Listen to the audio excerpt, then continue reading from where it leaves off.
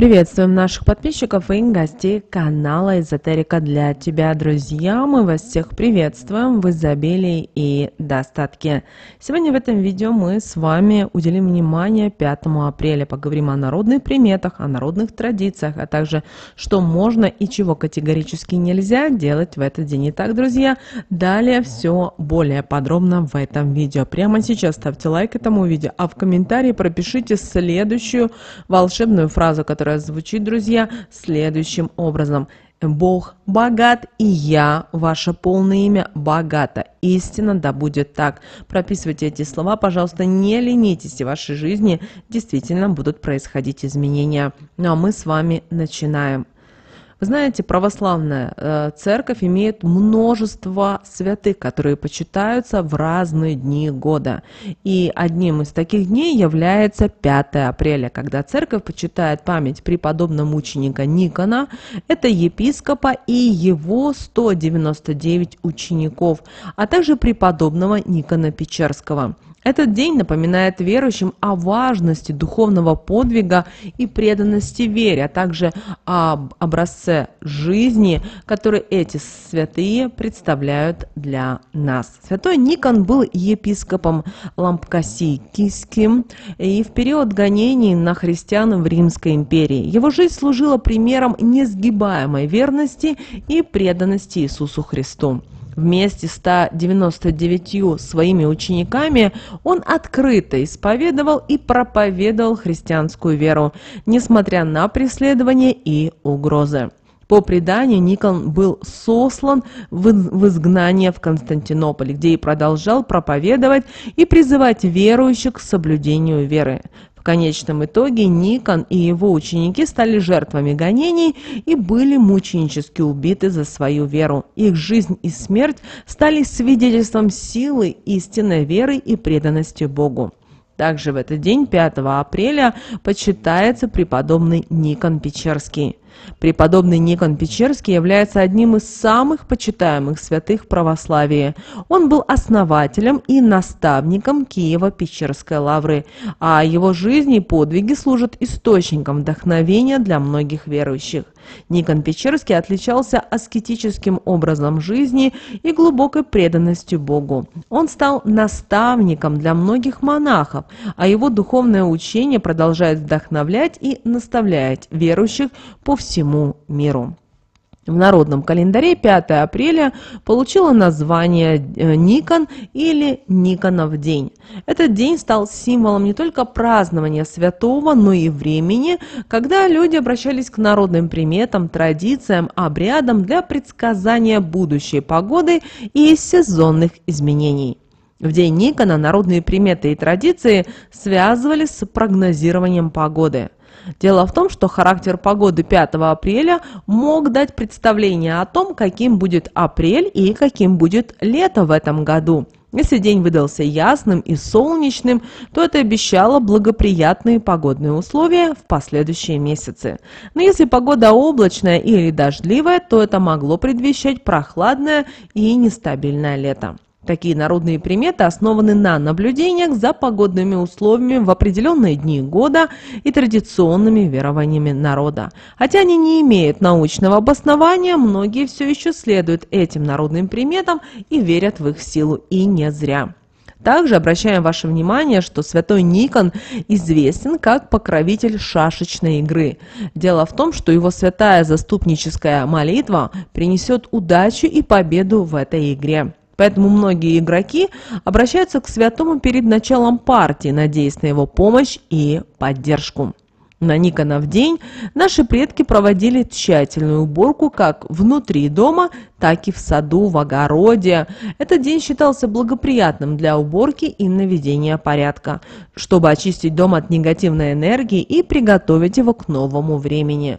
В этот день вытряхивали постель, меняли солому в матрасах, подметали и мыли полы, а также протирали пыль. Наши предки в этот день начинали готовиться к Благовещению, к великому празднику, который мы все с вами будем отмечать 7 апреля.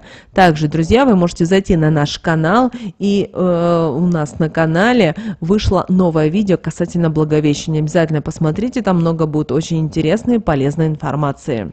Ну а для изгнания из жилища нечистой силы на Никонов день использовали настой мяты. Мята считалась сильным ароматическим растением, которое обладало свойствами очищения и защиты. Ее настой использовали для мытья столов, лавок, полов, а также для того, чтобы ароматизировать жилище. Поэтому использование мяты в бытовых делах было распространено в этот день. Кроме использования мяты для очищения и ароматизации дома, она также находила применение в кулинарии и в средствах для ухода. Ее добавляли при выпечке пряников, приготовлении кваса, а также в чай. Мята придавала блюдам освежающий аромат и вкус. Кроме того, мяту часто использовали как средство, которое нормализировало сон. Ее пучки развешивали в горницах для создания приятной атмосферы и помощи в улучшении качества сна. После тщательной уборки дома, как частью традиций народного календаря, многие предпочитали отправиться в баню для дополнительного очищения и оздоровления. В этот важный момент также активно использовалась мята. Это растение, которое придавали особое значение не только его приятный аромат, но его и полезные свойства. В народной традиции использование мяты в бане было распространено как способ создания благоприятной атмосферы и оказания положительного воздействия на здоровье. Полки в парилке устилались веточками мяты, что придавало бане приятный аромат и способствовало общему расслаблению. Кроме того, мята обладала антисептическими свойствами, которые помогали очистить воздух в бане от бактерий и микробов, что считалось особенно важным для поддержания здоровья. В парилке мята использовалась не только как ароматическое средство, но и как составляющая процедуры парения. Ее ветви замачивали в горячей воде для приготовления настоя, который потом добавляли в ведра с водой для поливки на горячие камни. Пар под воздействием мяты обретал особую свежесть и аромат, что делало процедуру еще более приятной и полезной. Использование мяты в бане было связано не только с ее ароматическими и лечебными свойствами, но и с символом чистоты и здоровья. В народной мудрости мята считалась символом свежести, чистоты, поэтому ее применение в бане было символом очищения и обновления. 5 апреля это тот был день, когда наши предки уделяли особое внимание к маленьким, но ярким пернатым обитателям – зябликам. В этот день, по преданию, зяблики прилетают и зазываются к людям, чем привносят в их жизнь некоторые народные приметы и символы. Наблюдение наших предков указывало на то, что 5 апреля прилетает зяблик. Это была яркая и жизнерадостная птичка. Люди приветствовали их, зазывая к крыльцу и угощая зернышками, хлебными крошками или семечками. Это было не только проявлением заботы о природе, но и связано было с некоторыми народными приметами. Найти перышко зяблика считалось знаком большой удачи. Из этого пера можно было изготовить оберег для дома, который принесет счастье и защиту. Поведение зяблика вокруг дома также имело символическое значение. Если зяблик разгуливал по подоконнику, это было воспринимаемо как радостное известие. Но если птица билась в стекло или с кулаком ударялась об стекло, это могло предвещать приход нежелательных гостей. Кроме того, увидеть мертвого зяблика в народных приметах ассоциировалось с неприятностями и бедами. Поведение зяблика в доме также несли свои символические значения. Если птица беспокойно мечется, это могло предвещать много работы впереди. Но спокойное поведение зяблика в доме сулило тихие семейные радости и благополучие. Увидеть зяблика во сне было связано с материальными проблемами, предвещающими некоторые финансовые трудности. На 5 апреля приходился один из замечательных обычаев, который символизировал уважение и воспоминания о наших предков. Обряд, который назывался «радование умерших». Согласно поверью, в этот день души усопших предков приближаются к нам и устраивают за столом ужин вместе с нынешними членами семьи. Этот обряд пронизан смыслом и символиком, который отражал важность уважения к прошлому и узкую связь между прошлым и настоящим. Обряд радования умерших представляет собой особый момент, когда живые члены семьи собирались вместе, чтобы помянуть своих усопших родственников. По мнению верующих, в этот день души усопших особенно близки к живым и поэтому принимают участие в семейных трапезах и в общении. Обряд радования умерших не только призывал к уважению к прошлому, но и подчеркивалась важность связи между прошлым и настоящим. Встреча душ умерших и живых символизировала духовное единство семьи и продолжение связи между поколениями. 5 апреля, согласно народным обычаям, был особенным днем для подготовки к предстоящей посевной и весенним работам на полях. В этот день мужчины заботились о своих инструментах, необходимых для работы в поле, и точили их, чтобы они были готовы к использованию. Точение инструментов было важным этапом подготовки к весенним работам. Остро заточенные лезвия позволяли более эффективно выполнять работу по обработке почвы и посеву семян. В этот день мужчины не только заботились о инструментах, но и передавали свои знания молодому поколению. Дети, которые уже подросли до того возраста, когда им можно было доверять помощь на поле, учились пользоваться инструментами под руководством отцов и старших мужчин. Это было важным этапом в их обучении и подготовке к будущим сельскохозяйственным работам. Умение работать с инструментами и помогать на поле было ценным навыком, который передавался из поколения в поколение. Никонов день, который мы с вами будем отмечать 5 апреля, имел особое значение для купцов и предпринимателей того времени.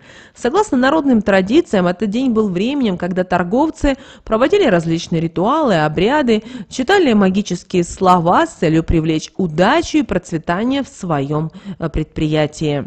Поэтому для купцов этот день представлял собой возможность провести особые обряды, которые считались особенными и могли привлечь богатство и удачу в их торговых начинаниях.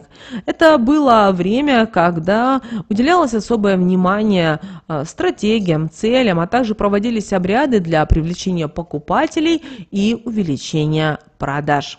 Что же нужно было сделать в этот день 5 апреля? По традиции, люди посвящали время генеральной уборке своих домов. В это время стирали постельное белье, чистили матрасы, ковры, а также тщательно делали уборку всех уголков жилища. Цель такого обряда – привести дом к идеальной чистоте и порядку, что считалось не только важным для самочувствия и здоровья жильцов, но и привлекательным для благосостояния и гармонии в семье. Также в этот день наши предки после трудного дня, потому что делали генеральную уборку, многие предпочитали отправляться в баню. Но вы знаете, что баня – это не только место для очищения тела, но и души. Тепло и пар помогают расслабиться, освободиться от стресса и усталости. Также в этот день наши предки уделяли внимание саду и огороду. Кроме того, в этот день наши предки старались посадить различные растения. Это яблоники, груши, кусты смородины и другие плодовые и ягодные культуры. Теперь давайте поговорим о том, что же нельзя было делать в этот день, 5 апреля. Один из основных запретов в этот день являлось то, что нельзя было оставлять дом неубранным. Народные поверья говорили, что если в этот день в доме будет беспорядок, то и в кошельке может установиться хаос. Денег будет мало, а бумажек будет много. Беспорядок в доме также привлекает и нечистую силу, которая может принести негативные последствия. Поэтому важно тщательно убрать все уголки помещения, вытряхнуть постель, убрать хлам, вымыть полы и окна с использованием мяты для изгнания нечистоты. Также этот день считался важным для соблюдения чистоты и порядка. Дело в том, что чистота не только создает уютную обстановку, но и помогает избежать негативных энергий и привлечь положительные вибрации. В этот день нельзя было спать и на чужой подушке. Считалось, что это может привлечь к себе негативные мысли или энергию предыдущего спящего. Но чтобы избежать такой ситуации, в гостях рекомендуется либо вообще не использовать чужую подушку для сна, либо прочитать на ней молитву к Божией Матери и попросить своими словами крепких и светлых снов. Еще одним запретом этого дня являлась покраска волос. Народные поверья говорили, что если в этот день красить волосы, то могут возникнуть проблемы на любовном фронте. Считается, что изменение цвета волос может привести к изменам и в отношениях, а в некоторых случаях даже к изменам со стороны любимого человека. Кроме того, в этот день нельзя было произносить фразу «вот тебе крест». Использование этого выражения в этот день могло стать причиной скорого пути на кладбище. Вместо этого лучше выбирать другие клятвенные слова или вообще воздержаться сегодня от клятв и всевозможных нехороших слов. Также нельзя было в этот день перебирать фасоль, горох и крупы, иначе это привлечет к себе бедность и нищету. Также нельзя в этот день было лицемерить, обманывать, льстить. Дело в том, что в этот день важно быть честным и откровенным во всех своих поступках и словах, для того, чтобы вы могли избежать негативных последствий и сохранить гармонию в отношениях с окружающими людьми. Также в этот день нельзя было ходить и на рыбалку. По поверьям, улов будет плохой, и если отправиться ловить рыбу именно в этот день. Вот такие вот, друзья, у нас с вами народные приметы, традиции и обряды на этот день, друзья, 5 апреля. Прямо сейчас, друзья, ставьте лайк этому видео. В комментариях обязательно пропишите следующую фразу: «Бог богат, и я богата». Истинно да будет так. Друзья, ну а прямо сейчас на экране вы видите два всплывающих окна. Друзья, это следующие рекомендованные видео для вас. Нажимайте на то видео, которое вам на интуитивном уровне понравилось больше, и смотрите. Друзья, всех вам мыслимых и немыслимых благ. Услышимся с вами уже буквально в следующем видео.